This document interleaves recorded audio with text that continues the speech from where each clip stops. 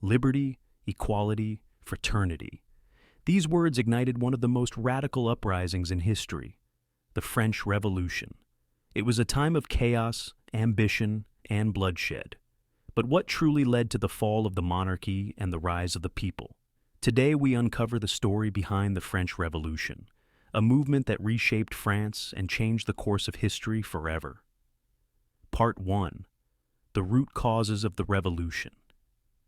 In the late 18th century, France was one of the richest and most powerful nations in Europe, but beneath the glittering halls of Versailles, the kingdom was crumbling. The country was drowning in debt from costly wars, including the American Revolution, and the monarchy continued to spend extravagantly while the common people suffered. The economy was collapsing. A series of poor harvests led to widespread famine, and the price of bread, the staple of the French diet, skyrocketed. The common people, or the Third Estate, made up 98% of the population, but had little political power. Meanwhile, the nobility and clergy, who lived in luxury, paid almost no taxes.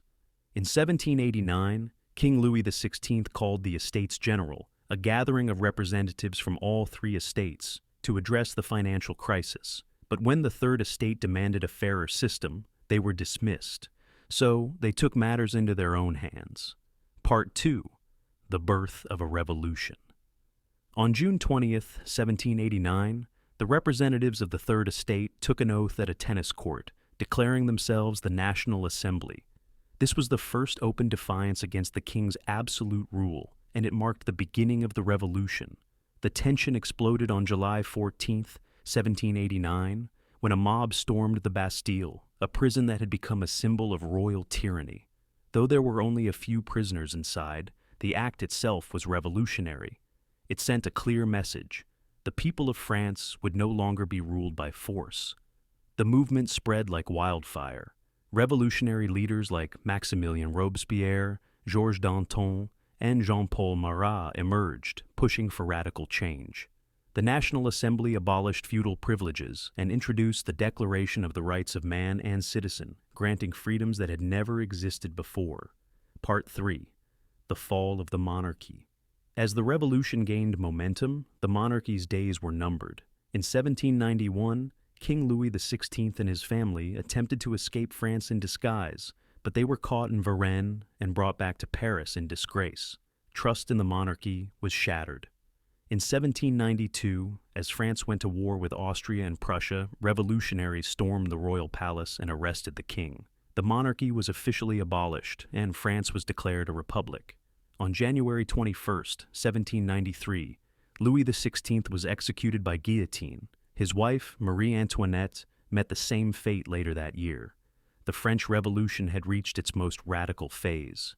Part 4. The Reign of Terror. What followed was one of the darkest periods in French history, the Reign of Terror.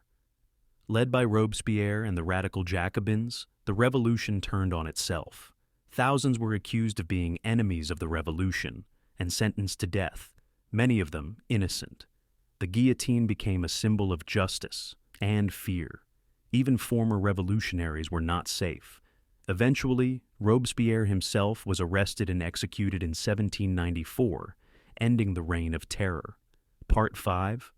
The rise of Napoleon and the end of the revolution. After years of instability, France longed for order. In 1799, a brilliant young general named Napoleon Bonaparte staged a coup and took control of the government. The revolution, which began as a fight for democracy, ended with the rise of an emperor. Though the monarchy had fallen, Napoleon's reign marked the beginning of a new era for France, one shaped by the ideas of the revolution, but controlled by a single ruler. The French Revolution was a turning point in history. It brought an end to absolute monarchy, introduced the ideas of democracy and human rights, and inspired revolutions across the world. But it also showed the dangers of extremism and the complexities of fighting for change. The echoes of the revolution can still be felt today. It was a moment when ordinary people reshaped the world. And though the revolution ended over 2 centuries ago, its lessons remain as relevant as ever. What do you think was the most important legacy of the French Revolution? Let us know.